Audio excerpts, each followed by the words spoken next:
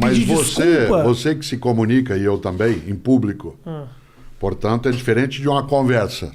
Mas acontece nas conversas também. Claro, também. Mas na conversa você normalmente consegue refazer, porque você vai ter uma convivência com a pessoa, Sim. em tese que você vai, né, reatar, né, juntar os caquinhos Sim. e colá-los outra vez.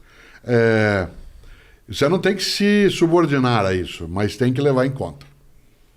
Eu tenho de levar em conta, eu não tenho que me subordinar, eu não tenho que me calar, né? Eu não preciso silenciar aquilo que eu vou fazer, mas eu preciso levar em conta que eu posso estar mexendo com suscetibilidades que, embora eu não seja responsável por ela ser daquele modo, eu posso machucá-la. Mas isso... Se eu puder evitar fazer isso, né? Há coisas que não estão na minha consciência.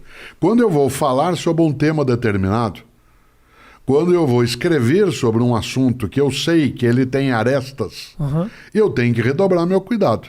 Mas aí eu te pergunto, Cortella, desculpa te interromper, isso não acaba te tolindo, te cerceando? Não me torna mais criativo. Eu lembrar algo, o que eu vou falar é aquilo que se chama de argumento de autoridade por causa da idade. Tá bom. Não tem a ver.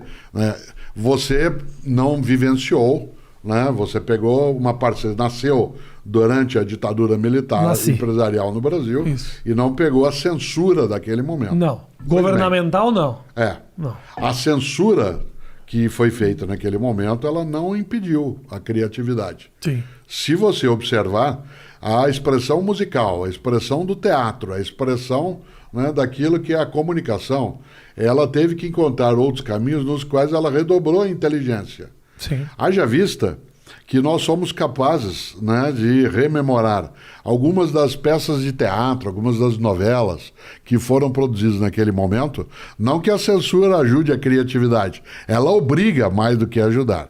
Por isso, não é que eu, Cortella, queira silenciar o tema porque alguém se fere, mas eu preciso redobrar o meu esforço para eu não dar um passo desnecessário. Meu lema no campo da comunicação, e talvez, né, isso possa parecer até inocente, mas não ria de mim, ria comigo. Perfeito. Não ria de mim, ria comigo. A gozação na escola, aquilo que hoje, de modo estranho, é chamado de bullying, porque existe o verbo bulir em português, né? Não precisa usar o inglês. Né? Existe o verbo bulir? Sim, bulir. Você não vai bulir nisso, menino. Macaco que bule muito que é chumbo, né? Claro, na minha infância, eu li Monteiro Lobato. Bulir. Eu li Monteiro Lobato. O primeiro livro inteiro que eu li na minha vida foi Rei, Nações e Narizinho, que era proibida a leitura, porque minha família é tradição católica, e os livros do Monteiro Lobato entravam no Index Librorum Prohibitorum. Na minha família também era proibido, mas é por causa do narizinho. Então. Porque todos os judeus, claro, narigudos, a gente era... Qualquer coisa que tivesse narizinho, a gente era proibido. E narizinho ali era inho, né? É verdade. Certo? Portanto, se fosse Cyrano de Bergerac, então jamais você poderia nem chegar perto. Né? Ora, quando a gente olha aquilo que, né, é a possibilidade, né, de bulir, está lá no Monteiro Lobato. O verbo bulir é um verbo que existe em português. Por que eu falava isso? Porque o que hoje se chama de bullying não é a brincadeira, a gozação. Porque a brincadeira, a gozação, num grupo, numa turma, numa família, ela tem uma reciprocidade. Quem é caipira como eu, gosta de jogar truco. O jogo de truco, que aliás veio para nós via Rio Grande do Sul, a primeira menção ao jogo de truco foi Mário de Andrade no Macunaíma. Certo? Não sabia disso. Que veio da Argentina no jogo, da Itália para a Argentina e depois para cá. O interessante é que no jogo de truco, para quem já viu jogar, você xinga o outro, você sobe na mesa, você diz você é o ladrão, né? Você fala você é um imbecil, etc. Mas o outro também fala. Certo?